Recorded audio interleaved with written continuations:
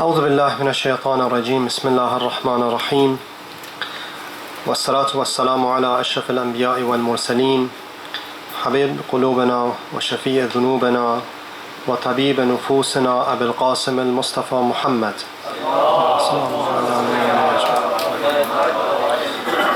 وعلى أهل بيت الطيبين الطاهرين لا سيما بقية الله في الأراضين وحجته على الخلائق أجمعين مهدي هذه الأمة وطاووس أهل الجنة الحجة ابن الحسن العسكري روحي وأرواح العالمين لتراب مقدم الفداء.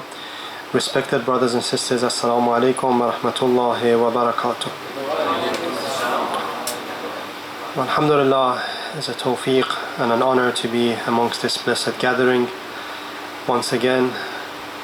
And I was telling the brother who was kindly gave me a lift here, I was saying whenever I go to Chelmsford I feel at home. It's one of my favorite communities that alhamdulillah from those days of Muharram, of Shahr Ramadan, and over the years I have personally benefited and I've built a very strong brotherly relationship and connection with the respected members. Alhamdulillah, we have the tawfiq on this day of the Shahada of the fourth Imam to be able to reflect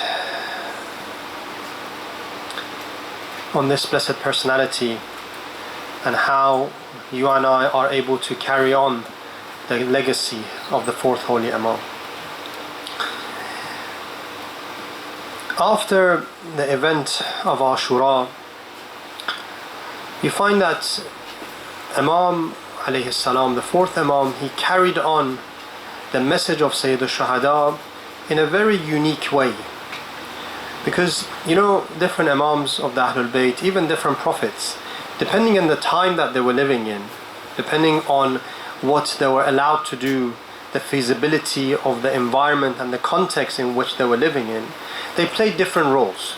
So for example, you know, the fifth and the sixth holy Imam, they're very prominent as far as them holding mass gatherings and delivering lectures were concerned. That's why most of the riwayat and most of the traditions that we have today with us, they're from the fifth and from the sixth holy Imam. Why? Because at the time,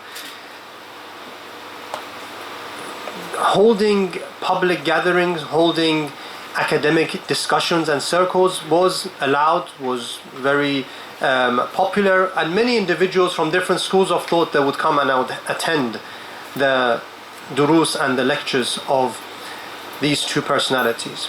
However, at the other times of the Imams, you find that the role that they had, depending on the context, was different.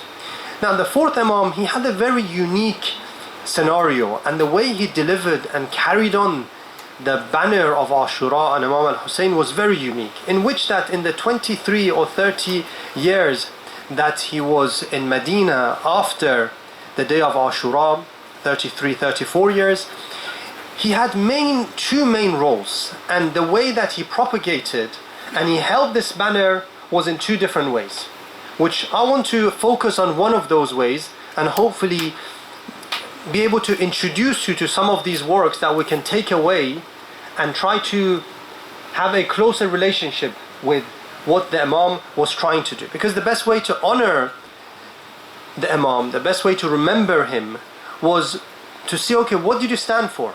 What did you want to give to us? What message did you want to deliver? For me to take the message. Otherwise I come here and I go back and I listen and I go back to my life until next year. Okay, what was the point? Yes, there's barakah, yes, there is thawab, there is reward, but we want something more than just reward and thawab. We want a change inside us. And this, we've said this in the past, that, you know, the foundation of love is when there is a change. And we say, "Oh Imam, we love you," or say the Shuhada, "Ya kuntu ya laytana kunna ma'akum," we wish that we were with you. The idea is that what is expected from us, from the Imam? What is the expectation? So we find that in these years, the Imam had two main masterpieces. The first is the book or the compilation known as As-Sahifa As-Sajjadiyya. Right? There are around 54 du'as of Imam Zain al-Abidin. And very briefly, a few points I will just mention and move on. You know, Sahifa Sajjadiyya, after the Quran, after the Quran is one of the most authentic books in our traditions. Some say that it is close to tawatur. You know, tawatur is when a narration has reached you in so many different ways that the possibility of it being fabricated is very, very low. You know, for example, somebody comes and tells you, Chelmsford station here is closed. Then you have this neighbor coming telling you. You go to the food shop, another person tells you. You go to the restaurant, another person tells you. So different people from different places, they come and give you the same message. And you think it's impossible for them to have gathered all in one place to have said, to made up this story. This is the meaning of tawatur, that it has been transmitted so widely that the possibility of it being fabricated is very little. So the ulama mention about Sahifa Sajjadiyya that it is close to tawatur. From the second century, Shaykh al-Mufid and others, they have reported Sahifa Sajjadiyya in their books. Of course, Sahifa Sajjadiyya was over 70 du'as that we have today. We have 54 of those du'as. Outstanding piece that if you want to regulate one's life, relationship with your wife, with your husband, with your children, with your parents, with your neighbors, all of it is in Sahifa Sajjadiyya. And amongst all of those, dua number 20 of Sahifa Sajjadiyya, which is dua of Makarimul Akhlaq. Dua of Makarimul Akhlaq is one of the most comprehensive du'as and manuals of akhlaq and spiritual purification. Many brothers come, they ask, okay, we want to spiritually improve ourselves, we want to become better, we want to reform ourselves. Where is the solution? Where do we go? One of the first places that I always refer them to is dua number 20 of Sahifa Sajjadiyya.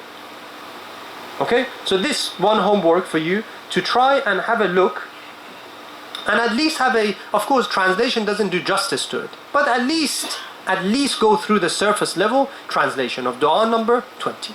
So one of the ways that the Imam continued this message was through dua. And dua is not just I ask Allah subhanahu wa ta'ala to give me something.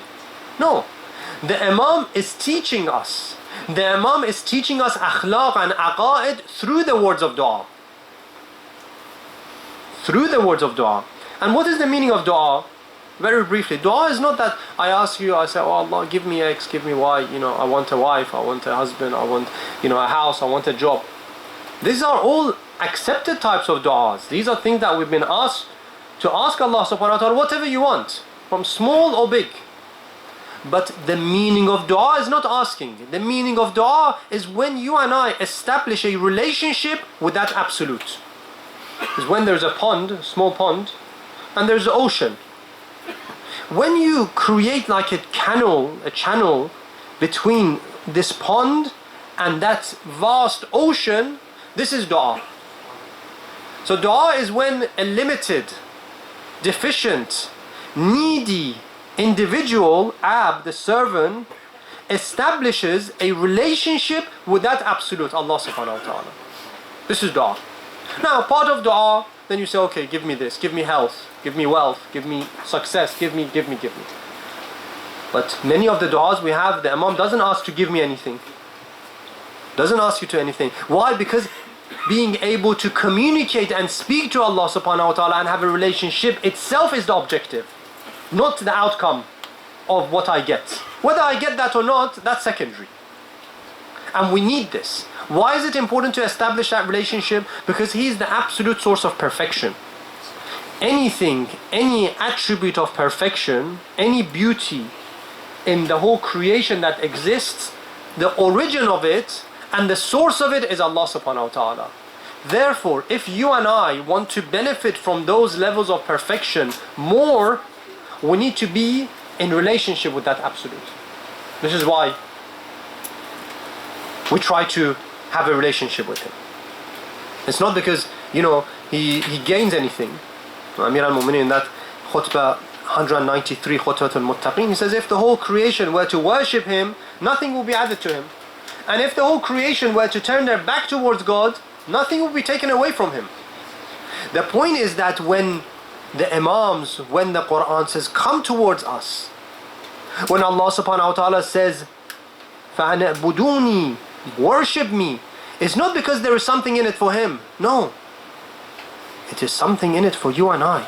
Because if we want any benefits, if you want to be the recipient of any sort of perfection and goodness, which you don't need to have a religion to want it. Everybody, you say, you want to become better? Yes. You want to be more forgiving? Yes. You want to be more just? Yes. You want to be more knowledgeable, more humble? Yes. Well, you go to the source. The source is فَلِلَّهِ الْأَسْمَاءُ الْحُسْنَى فَادْعُوهُ بِهَا. Every perfection is with him. So, this is Sahifa Sajjadiyya. Now, the second point, which I was very beautifully asked to speak about, very wise topic, is the second masterpiece of the Imam, and that is Risalatul Huquq. Risalatul Huquq. Now, unfortunately, as the followers of the Ahlul Bayt, we don't have much of a connection with these sources. We don't. Even Sahifa Sajjadiyya, Sajjadiyya, one of the alqab, one of the titles of Sahifa Sajjadiyya, what it is? It is referred to as Ukhtul Quran. Ukhtul Quran. What is Ukhtul Quran? The sister of the Quran. Nahjul Balagha is referred to as what? Akhul Quran. The brother of the Quran. But the Quran, nothing comes close to it. It's the word of Allah subhanahu wa ta'ala. Nothing comes close to the Quran. But the two wings of the Quran that elaborate, that explain, that does tafsir of the Quran is Nahjul Balagha and Sahifa Sajjadiyya. Brother of the Quran, sister of the Quran. They're all from the same family member. But of course, as I said, the Quran holds the highest position. That's why even in Nahjul Balagha, which is the peak of eloquence, the way the Imam speaks, one verse of the Quran stands out even amongst the words of Amir al-Mu'mineen. Words of Amir al-Mu'mineen, we have that Kalamul Amir, Amirul Kalam. What does it mean? Kalamul Amir. The words of Amir, of the commander, is what? Is Amirul Kalam. Is the commander, is the king of words. The way that the Imam speaks is not random.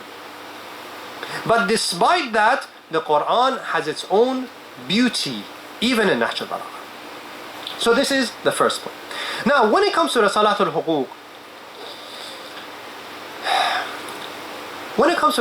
Huquq, as an introduction,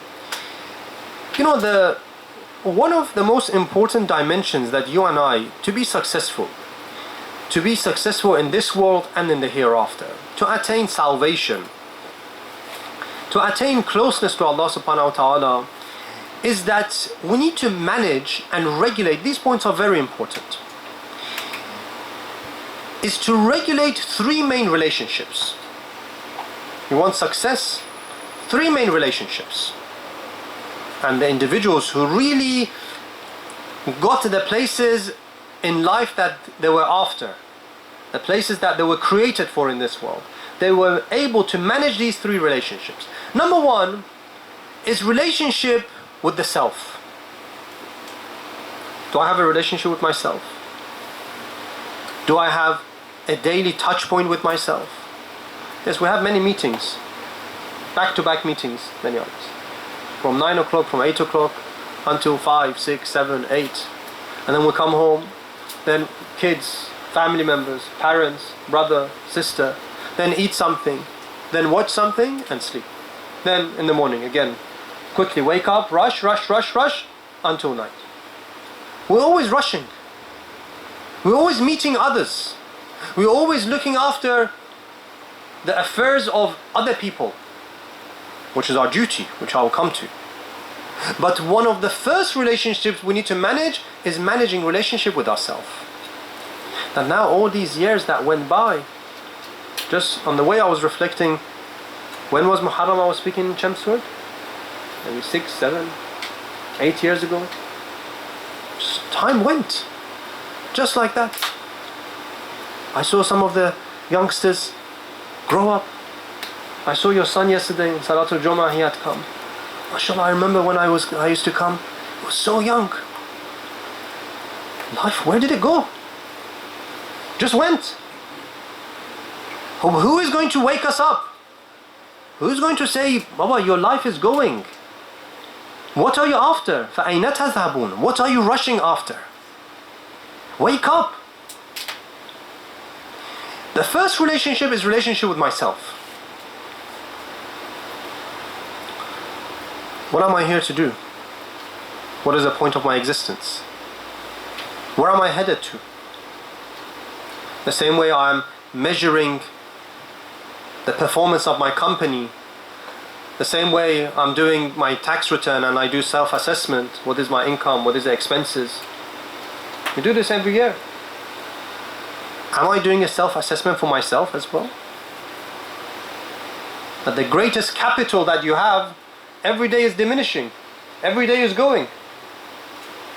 Am I calculating what are my inputs, what are my outputs, what are my ongoing costs, what am I giving, what is going from me? So number one is relationship with the self. The second point and the second relationship is relationship with Allah subhanahu wa ta'ala, with my creator. At the end of the day, He was the one who created me. He's the one who set me on a path in this world. He is the one who knows best what is good for me. I can try to figure out things for myself, but I don't have enough of a life to be able to figure out and experience everything. And the one who knows best is the one who has created me. The creator of this phone, the manufacturer of this phone knows better how this phone should be used. Is better positioned, better suited to come up with a manual for this phone. Yes, you can sit there and figure it out, but sometimes quickly Googling it, it's like, how do I reset? How do I don't know, you get an error on your car. You give your car model, you say, okay, I've got this error. What steps do I need to take? Quickly gives it to you. Maybe you can spend hours to figure it out, but the manufacturer knows best. So the second is, what is my manufacturer saying about me? Why have I been created? What am I here set to do? That's number two. And the third point and the third relationship is relationship with the rest of the creation. Rest of the creation. I'm in touch with my wife, with my husband, with my children, with my parents, with my siblings, with my neighbors, with my community, with the pets that I have at home, with the animals, with the vegetation kingdom, vegetables outside, the tree, the flowers. Inshallah, I saw very beautiful flowers outside. Here in the countryside, I think you look after flowers much more than us in London, just being busy and running around. What a relationship should I have with my environment? We talk about ESG and environmental things these days. Talk about animal rights and all of these things. It's a responsibility for the human being. That how do I interact with the environment around me, with the creation around me? This is the third type of relationship. Now, when it comes to Risalatul Huquq, Risalatul Huquq is a compilation which summarizes all of these 3 points in this book. In around 50 rights, different huquq. What is the right of my father? What is the right of my mother? What is the right of my child? What is the right of my husband, my wife, my neighbor? One by one the Imam discusses. What are the rights of my eyes, my ear, my tongue, my hand, my feet, my animal? All of these things, Islam has something to say. Islam has a manual. Allah subhanahu wa ta'ala has given us guidance how to interact. And if we were able to apply and observe these huquq, these rights that the Imam mentioned, this is a person that on the Day of Judgment will be able to raise his head and say, Alhamdulillah, oh Allah, you gave me the tawfiq to be able to observe other people's rights, observe the right of myself, and observe the rights of all those individuals who have a right upon me. Because the biggest problem is that what? Is that you speak, the wife says, my husband doesn't observe my rights. He's busy, he comes, he doesn't give me time, he doesn't treat me well. You speak to the husband, he says, my wife is busy with her own things, she doesn't do this, she doesn't do that. You speak to the parents, they say, my children are neglecting me, they answer back, they are in their own room, before we continue, please recite aloud salawat ala Muhammad wa ala Muhammad and come forward as much as you can. Allahumma. Come forward. Come. Another salawat, please also come forward.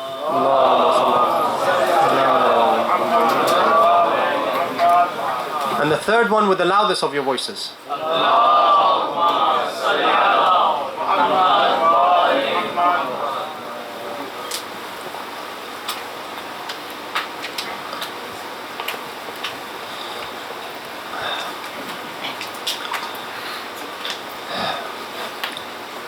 So we find that, spouses are complaining. You go neighbors, there are court cases against neighbors. You find that work colleagues, there's problem. Parents and children, problem. Children and parents, problem. Siblings, problem. Relatives, problem. So it means that we have not been able to manage and regulate those rights. When Amir al-Mu'mineen in Dua al-Kumail says what? ظَلَمْتُ nafsi. What does it mean? I've oppressed myself. Yes, we talk about oppressors, dictators. Yes. That's one type of oppression. That you oppress a whole nation. But another type of oppression is what? Is when I oppress myself. How do I oppress myself? Oppression is what? Is when somebody deserves a right and I do not observe that right. So in other words, if I am not observing the right of my children, if I'm not observing the rights of my parents, of my wife, of my husband, of my neighbors, I am also oppressing. I'm also being unjust. That's why the Imam says, ظَلَمْتُ نَفْسِي. If I do not observe the rights of my eyes, what are the rights of my eyes? You know your eyes have a right? Did you know your hands had a right? Do you know the pets that you have at home? You have a cat, you have a rabbit, you have a whatever you have. You know they have a right? Do you know amongst the creation that is wajibun nafaqa, that you need to pay their rights? One of them, of course, if you get married, is upon the man to provide for the family. Is wajib, is an obligation. Is the pet that you have at home. Is wajib. You cannot get a cat and starve the poor cat. No, it's wajib. That's why we have the Holy Prophet says, when فَلْيَبْدَأْ بَعَلَفَهَا. It says when the Prophet would return from a trip, before anything else, he would first resume feeding the pets that he had at home. You know the rights of animals is that if you are on a mount and you're speaking to somebody else, what they would do back in the days, you're on your horse, on your camel. It says if you're speaking, unmount first and then speak to the other person. Because this ride is for you to take you from place A to B, not to sit there and talk to the other person. Why are you unnecessarily burdening the camel? SubhanAllah, look at the beauty. Talk about animal rights. This is Imam Zainul Abidin. I'm not making this up. This is here in Risalatul Huquq. He says that when you have a right, do not overburden your right with more than they can take. No, you have like a camel or something. Don't put too much baggage on it that is not able to take. It says do not hit your rights that you have. For they do tasbih of Allah subhanahu wa ta'ala. They do tasbih. Now look at the beauty. This is where it comes when Amir al-Mu'min says that by Allah, if they were to give me the moon in my one hand and the sun in the other hand, and they asked me to remove a grain from the mouth of an ant, I would not do this. This is where it originates from. Now this is animals. Now if this is the focus on the animals, let alone your wife, let alone your husband, let alone your children. Neighbors, we have in our tradition that the Holy Prophet says that Jibreel advised us about the rights of neighbors so much that we started to think that neighbors inherit from us. That when we die, there's an inheritance for your kids, for your neighbors as well. This is not neighbor who's Muslim. No, just a neighbor. No religion, anti-religion, doesn't matter. The point that they are a neighbor. And neighbor means what? Neighbor means 40 sides from each direction. Now how many of us know 40 from each side? We don't even know their names. 40. This is all what? Risalatul Huquq provides that manual that enables us to regulate all these relationships. That's why it's so important. Now, in terms of the authenticity of it, I've mentioned things that many of our ulama, Shaykh al-Saduq in 3 of his books, Man la yahduru al-faqih, in Khisal, in Amali, Shaykh Hurr al-Amali, in Wasail al-Shia, Allama Majlisi, in Bihar, Marhum Tabrasi, in Makaram al-Akhlaq, they all have reported this compilation of Risalatul Huquq, and it is an authentic source. Now, this is as an introduction, point number 2, about Risalatul Huquq. Now, I want to start in this maybe 15 minutes that I have. I've spoken now for half an hour. Inshallah, I'll wrap up 45 minutes. I want to start with one of the huquq, just as a very brief introduction. Very brief introduction. Last year, Shahr Ramadan in Stanmore, my whole series was on Sharh of Risalatul Huquq. Okay, but here, just very briefly, just to us to familiarize ourselves with it, that hopefully we go away and start reflecting and going through these rights that the Imam mentions. I'll start with the first right, that it is the greatest right that Allah subhanahu wa ta'ala, that the Imam mentions in this. Please recite aloud salawat ala Muhammad wa ala Muhammad.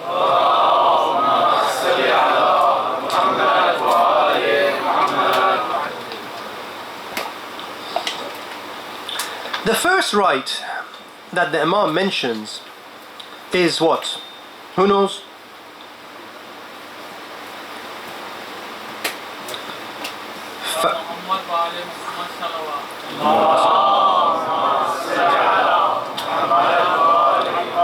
The salawat is good, but then nobody can answer. I ask people, so people answer. It's a good brother to have in the crowds. People are used to me. They know that I ask questions in the middle of the lecture. Alhamdulillah. The first right is right of Allah. Ahsantum. Is the right of Allah subhanahu wa ta'ala. Very short, so I'll try to go, even if it's bullet points, I'll go through this right. So the Imam starts and he says, فَأَمَّا حَقُّ اللَّهِ الْأَكْبَرِ. But as it comes to the right of Allah subhanahu wa ta'ala, which is the greatest right upon the human being. What are the rights? Number 1. فَإِنَّكَ تَعْبُدُهُ. Number 1. Number 2. لَا تُشْرَكَ بِهِ شَيْئًا. Number 2. And do not associate partners to him. And then he says, فَإِذَا فَعَلْتَ ذَلِكَ بِإِخْلَاصٍ جَعَلَ لَكَ عَلَى نَفْسِهِ أَنْ يَكْفِيَكَ أَمْرَ الدُّنْيَا وَالْآخِرَةِ. And if you were to worship God with ikhlas, He would do something that it would suffice you from everything in this world. You don't require anything else. وَيَحْفَظَ لَكَ مَا تُحِبُّ مِنْهُمَا. And He will protect for you everything that you want from the dunya. This is the translation. So in summary, he mentions 2 points. 2 rights of Allah subhanahu wa ta'ala. The first right is what? فَإِنَّكَ تَعْبُدُهُ. The first right of Allah subhanahu wa ta'ala is that you and I worship Allah subhanahu wa ta'ala. We do ibadah. Now when it comes to ibadah, we find that ibadah, when I mention, the first thing that comes to mind is what? Is pray, fast, hajj, ziyarah, dua, dhikr. Is that it? No. When Allah subhanahu wa ta'ala says in Surah Dhariyat, مَا خَلَقْتُ الْجِنَّ وَالْإِنسِ إِلَّا لِيَعْبُدُونَ, that I have not created mankind or jinn except that they do ibadah of me. Does that mean I just sit on my sajjad and I pray? And I go to hajj, that's it? No, there were individuals who were in the mosque day and night doing ibadah in this way. Amir al-Mu'minin, you know what he did? He kicked them out. He said, go back. We're not supposed to go and live in a mosque and pray day and night. Yes, maybe i'tikaf 2-3 days you go. Yes. Maybe yes, arba'in you go for 2, 3, 5 days you come back. Maybe hajj you go for 5, 6, 10 days you come back. But we're not supposed to go in a cave and do ibadah. No. Amir al-Mu'minin said, who looks after your family members? He says, Baytul Mal. And there are others who work and they provide for my family members. You know what the Imam said? He said, they are better than you. So ibadah doesn't mean that we just sit in a mosque or sit at home and just pray or just go to majlis. This is prayer. No. These are types of prayers. These are good ibadat. But when the Quran says that one of the reasons for your creation is ibadah, surely it doesn't make sense. So I'm at work for 7 hours of the day, 8 hours of the day. I'm spending time with my kids. I'm changing nappies. I'm washing dishes. I'm cooking food. So all of this time is waste. And just the 10 minutes, 15 minutes I'm praying, that's the only time. So in the 24 hours of the day, I'm only doing ibadah for 10 minutes. The rest of my life is gone. Is waste. No. Because the understanding we have from ibadah is not correct. Imam says, فَإِنَّكَ تَعْبُدُهُ. But ibadah, the meaning of ibadah is what? Ibadah, ubudiyya is غاية الخضوع والتذلل والتسليم. Ibadah is the peak of humility and submission and humbling myself before Allah subhanahu wa ta'ala.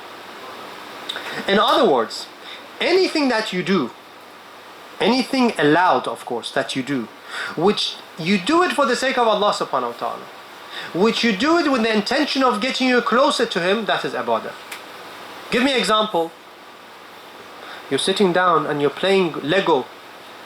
You're building blocks with your child. You do that, why?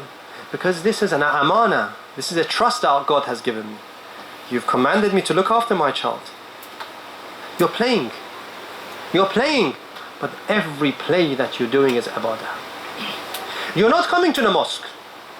Maybe you don't come to the mosque. It's Muharram, you don't come to the mosque. Why? You have an ill mother who's not able, she's not mobile. You can't even take her. And she needs constant attention. Can you say the one then who leaves the mother and goes to the majlis is better than the one who sits at home and looks after the mother? No. Maybe the one who does not go to the mosque. Going to the mosque is very good. I'm not diminishing that. I'm trying to give us a more holistic, comprehensive understanding of ibadah. Going to worship, going to mosque is very good. Going to Majlis of Sayyid al-Shuhada is very good. But when you have an ill mother, when you have an ill father that you're caring for, that you can't take them anywhere, sitting at home with them can be more beneficial than going to the majlis. Maybe, when I'm lecturing sometimes, there are many people who are sitting there outside in the car park, they're security, they're fixing, the shoes, they're doing cooking. They don't come and attend. And many people don't even see them.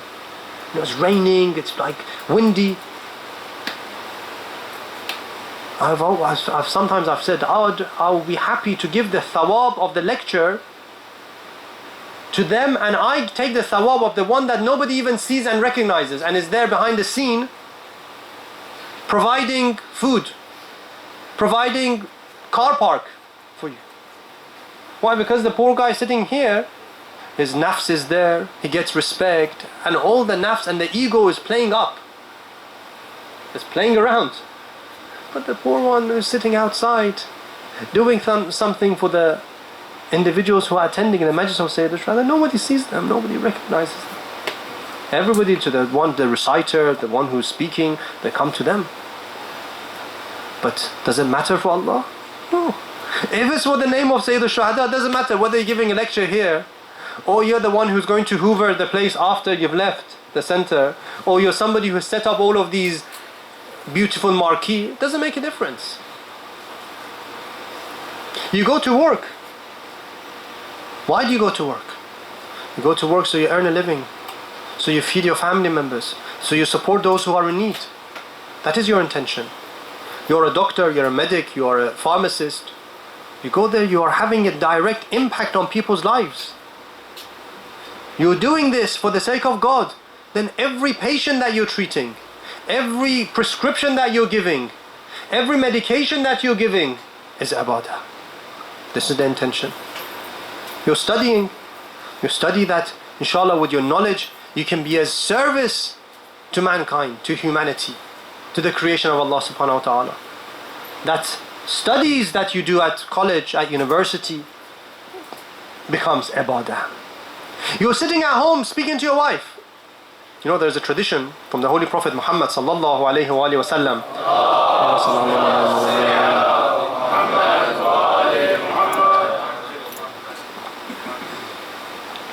In one tradition he says that julusul mar'ah, the sitting of a man with his wife, with his family members. You sit down, you have food together. Ahabbu ilayya, it is more beloved to me than doing i'tikaf in my mosque. There's a hadith, it's not made up. You're sitting down with your wife, with your children, having food together. But that relationship that you're building, that fabric of the family unit that you're strengthening, that you're bringing closer, the Prophet says is more beloved to me than doing i'tikaf. Not to say i'tikaf is bad, but to say that this is more important, hold on to this. Sometimes do i'tikaf. It says that if you look at your mother, you look at your father with love, Allah subhanahu wa ta'ala, for every look, for every glance, Allah subhanahu wa ta'ala writes for you a hajj and umrah. Then the individual who asks, he says, but I look at your mother, my mother and father, like maybe 100 times a day. And when you're living with your parents, you see them not once or twice. How about then? The Prophet replies, and he says, because the person said, does it mean that for every look? He says, every look. Allahu akbar wa atyab. Yes, for every time you look at your parents. On the contrary, you have that you look at your parents, you just look, not shout, not disrespect, just look at them with wrath, with anger. And they have wronged you. Look at this. You look at your parents with anger whilst your parents have done wrong to you. Your parents shouldn't do wrong. But if they do, it's between them and God. It's not my responsibility to fix my parents. It's between them and God. Because the same way that parents have rights, children have rights as well. A parent is not able to oppress and should not mistreat their children. If they do, and this child looks at them with anger, Allah subhanahu wa ta'ala, the hadith says that Allah does not accept their prayers. It's a red line. I'll give you one more story and I'll move on. One of the great ulama of akhlaq, one of the great ulama, he was asked that what happened that you attained such positions. You know what he said? He said that one day I was having an argument. We were discussing ping pong. You know those ping pong arguments? You go back and forth for half an hour, for 1 hour. We were having ping pong with my wife. I'm not playing ping pong, as in we're having an argument. We're having an argument. Then in the middle of the argument, I bent down and I kissed the hand of my wife. I wanted to step on my nafs. I wanted to step on my ego. He said that everything that God gave me was from that moment, that in the midst of that argument that you want to say that you're right, but I did this, I said that, you did this, you know those ones? Yeah, everybody can relate to it. Yeah, in the middle of that, he breaks himself, he humiliates himself before his wife and kisses the hand of his wife. He says, whatever God gave me was because of that.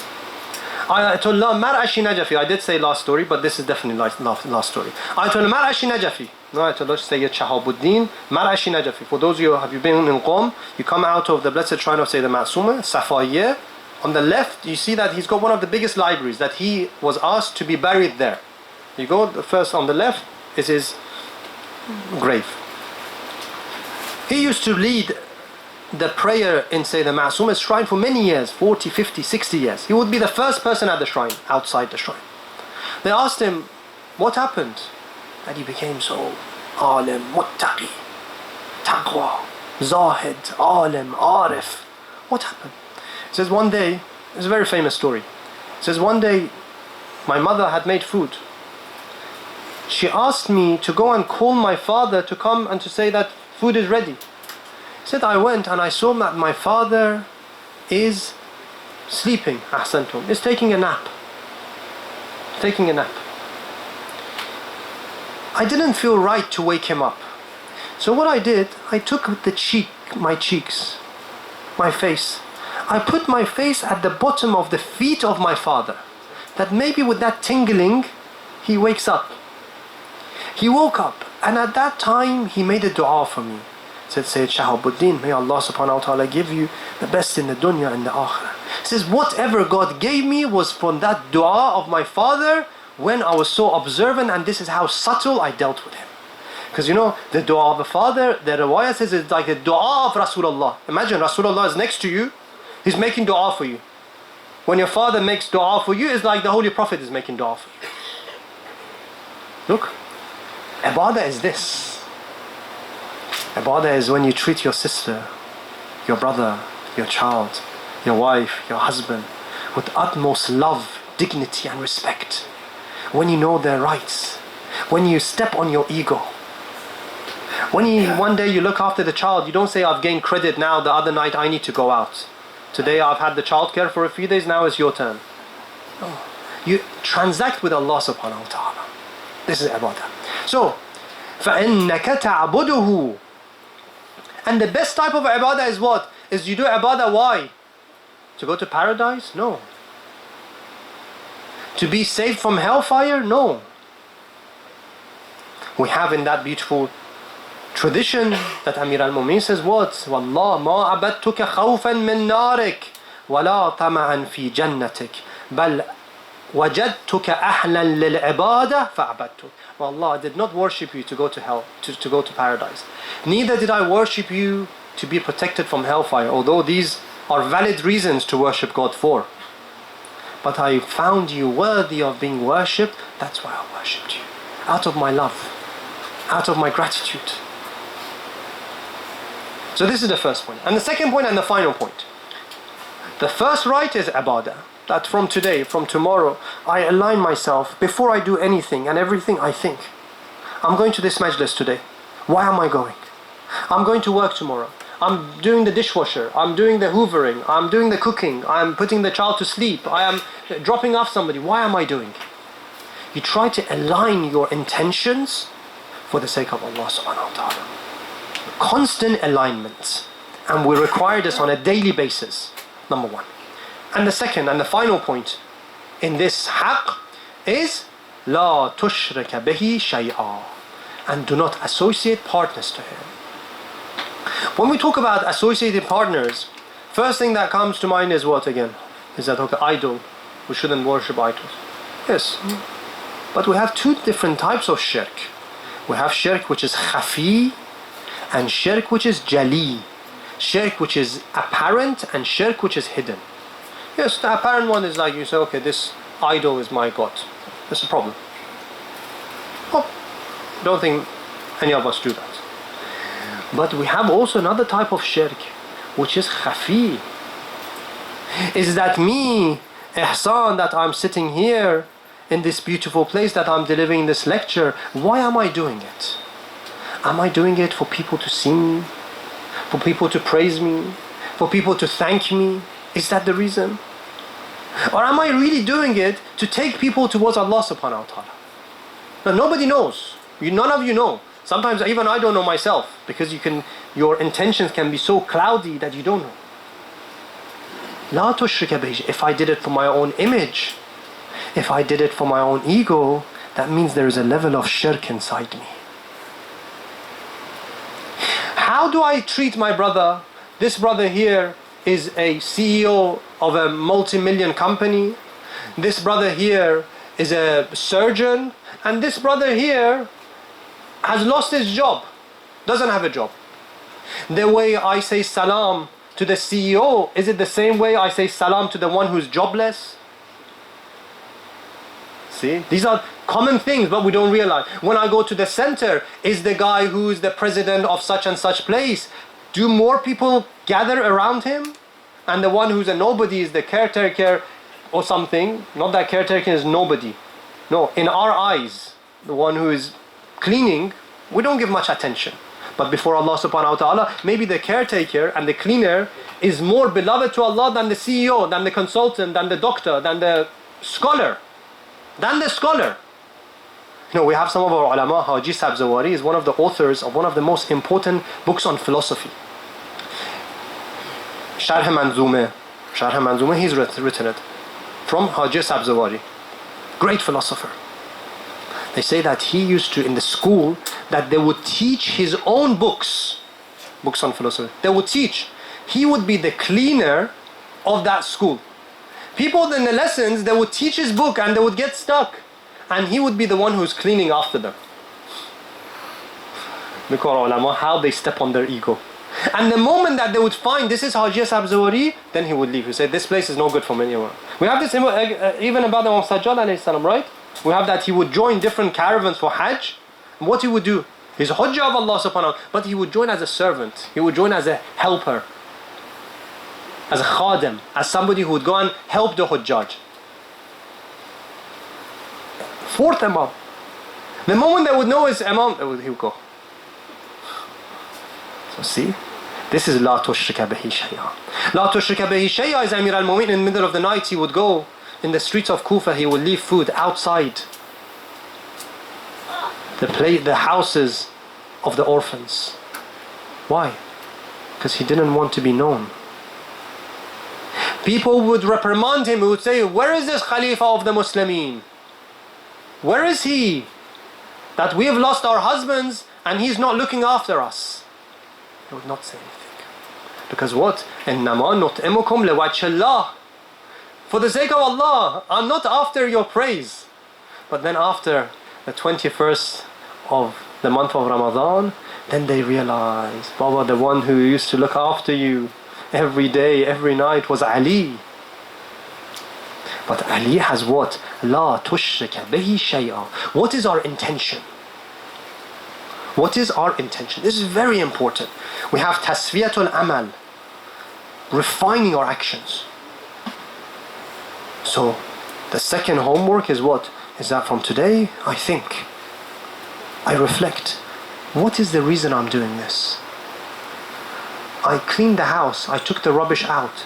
Did I do it for my husband, for my wife, to say thank you? Now sometimes what happens, I've seen, the wife is out or the husband is out. They're out for like 3-4 hours.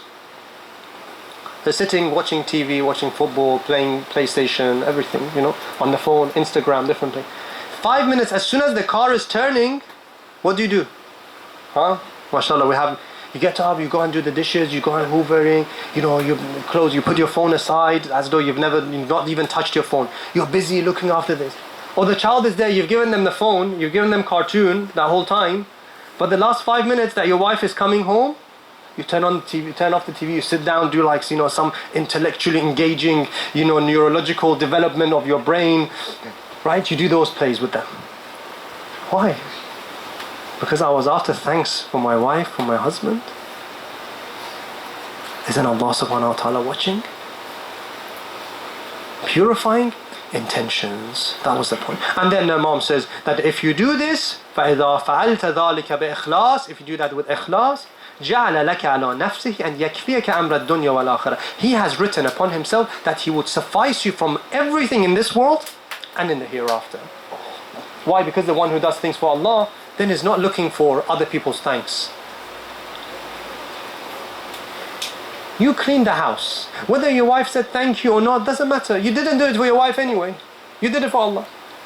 You cooked food, your husband didn't recognize. They should recognize, they should thank you, but they didn't.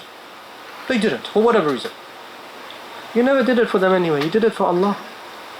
So now that Allah will reward you, يَكْفِيَكَ أَمْرَ الدُّنْيَا وَالْآخِرَةِ, then you're not after people's recognition.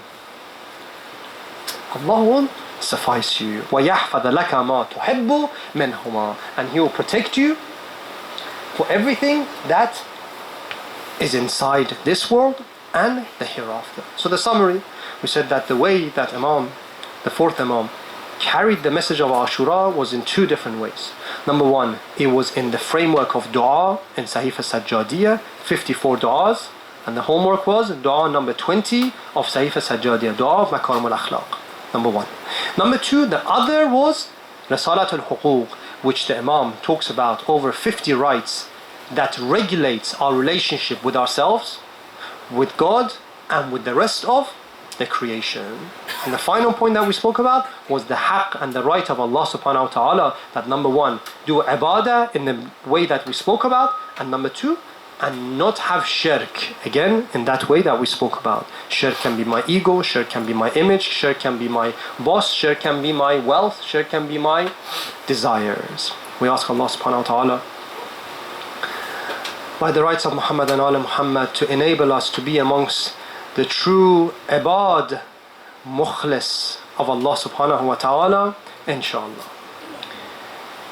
But these final days of the month of Muharram, the masa'ib of the days before Ashura are different to the days after Ashura. The days leading to the day of Ashura, we remember Ali al-Akbar, we remember Aoun, we remember Mohammed, we remember Abul Fadl al-Abbas, we remember Qasim, how they gave everything for their Imam. Abu Abdullah al-Hussein himself, how he stood firmly. But we always also read that the Maqatil mention, so long as the likes of Abul Fadl al-Abbas were guarding the women and the children and the tents, the moment that the enemy would see the shadow of Abbas, they will all be afraid of coming close and near those tents. But after the 10th of Muharram, when there is no Abbas, when there is no Qasim, when there is no Ali al-Akbar, when there is no Abu Abdullah al-Hussein, the army of Yazid, they found every excuse to torture. They found every excuse to take the women and the children of Rasulullah as captives from one place to another place, from one city to another city. That when they are in chains and they are taken on horses and on camels without saddles, they are paraded in the streets of Kufa. When people are to see these family members, they would say that are these Khariji, are these people from outside religion? They would say, nay, by Allah, we are the household of Rasulullah. Wasn't Rasulullah the one who says that La as'alukum alayhi ajran illa al-mawaddata fil qurba? Didn't Rasulullah say that I ask nothing in return except that you love my near ones? Oh Rasulullah, where are you these days? To come and see Imam Zainul Abidin, to come and see Zainab Salamullahi alayha, to come and see Ruqayya and the women and the children taken as captives in the middle of the streets of Kufa. In some of those traditions, when Imam Zainul Abidin is taken to the court, he comes and introduces himself. Imam Zainul Abidin wants to speak to the people of Yazid and say, you know who we are that you have done this to us? He says, Ya Yazid, u'dhunli hatta as'ad hadhihi al-a'wad. Oh Yazid, give me permission that I may go on this member and I may mention a few words. Of course Yazid, he denied him. He knew this. If Imam Zainul Abidin, he is the son of Amir al-Mu'mineen, if he goes and he delivers this sermon, everyone would turn their back to him, until they all insisted and he had no choice. He said, he went, ثم قال أيها الناس. These are the words of Imam Zainul Abidin. He says, أعطينا ستا وفضلنا بسبع أعطينا العلم والحلم والسماحة والفصاحة والشجاعة. Allah subhanahu wa ta'ala gave us knowledge, gave us forbearance, gave us eloquence and courage and love في قلوب المؤمنين. وفضلنا بأن منا النبي المختار محمد ومنا الصديق ومنا الطيار. One by one he says that Allah subhanahu wa ta'ala made us superior. We are the grandchildren of the Holy Prophet. And he says, أيها الناس أنا ابن مكة ومنى. I am the son of Mecca, I am the son of Mina. أنا ابن زمزم والصفا. أنا ابن من حمل الركن بأطراف الردى. One by one he says that who he is, that I am the best, I am the one of the son of the best one, the one who ascended from Masjid al-Haram to Masjid al-Aqsa. until he gets to these points that breaks the hearts, my brothers and his sisters. He says, Ana ibn Salih al-Mu'mineen wa warith al-Nabiyyin. I am the son of the best of the mu'mineen, wa zaynul abidin, wa taj al-bakka'in. I am the crown of the ones who would cry. Imam Sajjad was referred to as amongst the bakka'in. Why? Because after Ashura, wherever they would find Imam Zayn al-Abidin, when food is presented to him, he would cry. When water is presented to him, he would cry. And you know what he would say whenever he would see water? Whenever they would see that there is a sacrifice, there is a sheep, he would say that, have you given this sheep water? Have you made sure that you have observed the rights of this sheep? Then he would say that because my father was slaughtered on the plains of Karbala without water, without food, so make sure that you're looking after this animal that you're slaughtering. One by one he gives, he talks about being the son of Fatima al-Zahra, the night, and today, according to the most famous traditions, the 25th of Muharram is known to be associated to the Shahada of Imam Zayn al-Abidin. The Imam, on the night of the Shahada, he comes, as you know, he was poisoned by Hisham ibn Malak.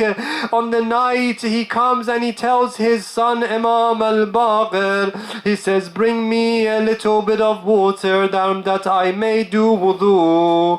Imam al-Baqir brings him some water. He says, this water is not good enough for me to do wudu, because there is a dead animal in this water, so I'm not able to make wudu. Then the Imam brings another cup, another place of water. The Imam makes wudu, and Imam Sajjad says, this is the night that I have been promised, and this is the night that my soul shall depart my body. In the last moment, you know, brothers and sisters, what he says, one of the advices of the Imam towards the end of his life, he says, I have a camel, 22 times I have been to Hajj with this camel. Make sure after I pass away, you look after this camel, you feed this camel. Oh Imam Sajjad, you are the one that in the final moments you are concerned about your camel. Where were you on the day of Ashura? You were observing that the most cursed of individuals, they massacred the noblest of people. The last moment of Imam Zayn al-Abidin comes. He attains Shahada, and the same camel, they say for 3 days, every moment he would come to the grave of Imam Zayn al-Abidin, that after 3 days the camel passed away. But my final point, oh my brothers and sisters, the Maghatil mentioned that Imam Zayn al-Abidin was so popular, he was so loved by the people, that everyone attended the janazah, the tashi of Imam Zayn al-Abidin for his burial.